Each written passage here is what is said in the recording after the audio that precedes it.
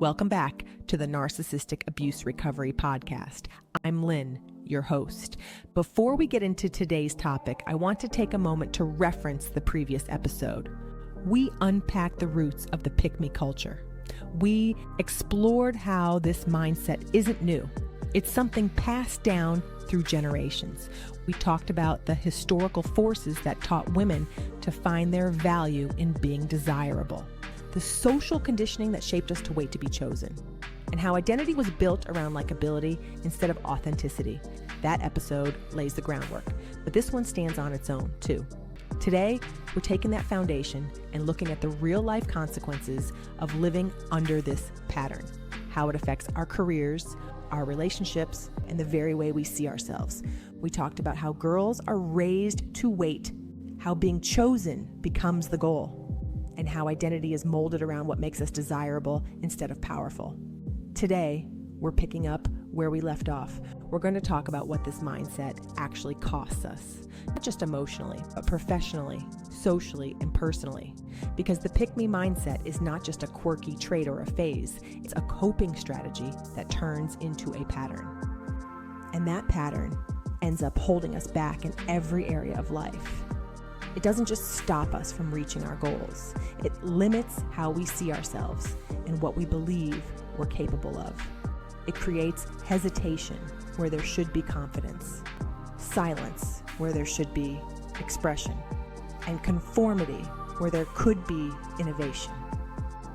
This mindset can shape our decisions, influence the relationships we stay in, and even determine whether we pursue leadership, creativity, or personal dreams. It's not just a mindset. It's a framework that influences how much space we allow ourselves to take up in the world. Let's talk about let's start with work. When women are taught to be agreeable, to be liked more than respected, it doesn't just influence their personality, it shapes their career choices and limits their professional growth. Some women hesitate to ask for a raise, not because they don't deserve it, but because they don't want to seem too much, too demanding, too aggressive, too ambitious. That internal voice, the one that says, don't rock the boat, that's the pick-me mindset whispering. It says, stay grateful, be humble, don't ask for more. And that voice keeps women in positions far below what they're capable of. It leads to playing small in rooms where they're more than qualified to lead. It erodes confidence. And over time, it makes us question if we were ever good enough to. Now let's talk about relationships. The pick-me mindset doesn't just show up in dating. It shows up in how we relate to everyone, partners, friends, even family. When you've been trained to earn approval, to be chosen, to be easy to love, you start to carry the emotional weight in every relationship. You become the planner, the forgiver, the one who accommodates others before yourself, the one who understands everyone else's feelings, but struggles to express your own. You might think this is what being a good partner looks like. But what it often becomes is a one-sided emotional exchange where your needs take a back seat and your silence becomes the currency that buys peace. It's exhausting, and it's not love, it's labor. Doesn't just hurt us individually, it damages our ability to trust and connect with other women. When we're taught that being picked is the prize, we're also taught that other women are the competition.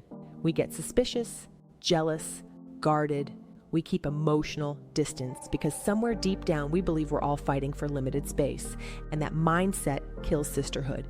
It keeps us from being vulnerable with other women, from rooting for each other, from showing up honestly and without performance. But here's the truth.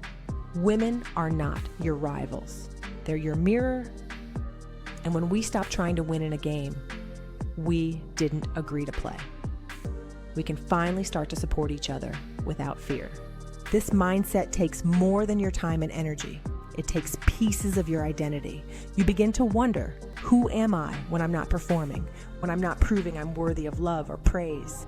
Because when your sense of self is built around being chosen, what happens when you're not? What happens when you're alone? Or when you stop trying? This is where the pattern becomes more than just people-pleasing. It becomes a complete reshaping of identity. But what's underneath all this pleasing? Why do so many women feel compelled to over-accommodate? To quiet their voices? To anticipate others' needs before their own? At its root, people-pleasing is often a survival mechanism. It can come from growing up in environments where approval meant safety. Maybe it was a home where love had conditions, or where conflict wasn't allowed, or where being good, quiet, helpful, or needed was the only way to be noticed. Over time, this trains you to read the room before you speak, to adjust, to perform, to keep the peace, even when it comes at the expense of your own truth. You stop living from within and start reacting to the expectations of everyone around you. That constant adjustment, that loss of personal clarity, that is where the real damage happens. It's subtle and it's soul draining. The pick-me mindset teaches women to see themselves through someone else's lens and to adjust accordingly, always editing, always proving, always shrinking. So where do we go from here? We start by calling it what it is. We name it. We examine where it shows up in our lives. We notice when we start to contort ourselves to be more likable, less loud, more agreeable. We ask ourselves different questions. Who am I if I stop waiting to be picked?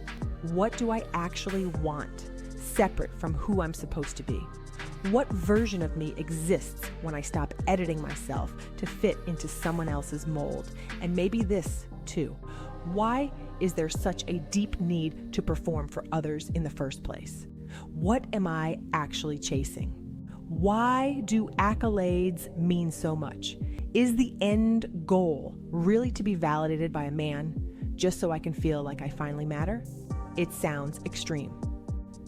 But this is how deeply the conditioning runs. It teaches us to place men in the position of authority, like they get to decide our value, like they hold the stamp of worthiness. And when we internalize that idea, we don't just seek love, we seek permission to feel valuable. It's all backwards. And once we realize that, we can begin to unravel it. Because maybe the need to perform isn't just about being seen or chosen. It's about justifying all the emotional labor we've been conditioned to do for free. And that unpaid labor, it doesn't just cost us energy. It costs us money. When we overextend ourselves in the home, in relationships, and even in the workplace without asking for compensation or recognition, we're participating in an invisible economy that rewards silence and penalizes self-advocacy. Whether it's taking on the office birthday duties, managing emotional dynamics on teams, or carrying the domestic load behind the scenes, this work has value. But we are rarely taught to assign it any. And let's go even deeper. Women are often socialized to avoid talking about money altogether, whether that's with partners, employers, friends, or even themselves. We're conditioned to believe that being too focused on finances is unseemly, greedy, or unfeminine. So we shrink, we stay quiet, we don't negotiate. We're not taught to ask for raises. We're not taught to build wealth. Conveniently, or perhaps even strategically, these financial tools are often excluded from the emotional recovery journey. And it's not by accident, because women who are emotionally empowered but financially dependent are still not free. Empowerment without financial independence is partial recovery. Want to reclaim your time and financial freedom? Financial independence. Retire Early gives you 23 proven steps. Master compound interest, embrace frugal strategies, calculate your retirement date, and launch side hustles that fuel real passive income. Learn to overcome setbacks, shift your mindset, and break free from the 9-to-5 grind. Grab your copy on Amazon through our affiliate link and start changing your future, one simple step at a time. To be whole, we have to start naming the cost of emotional labor, not just in energy, but in currency.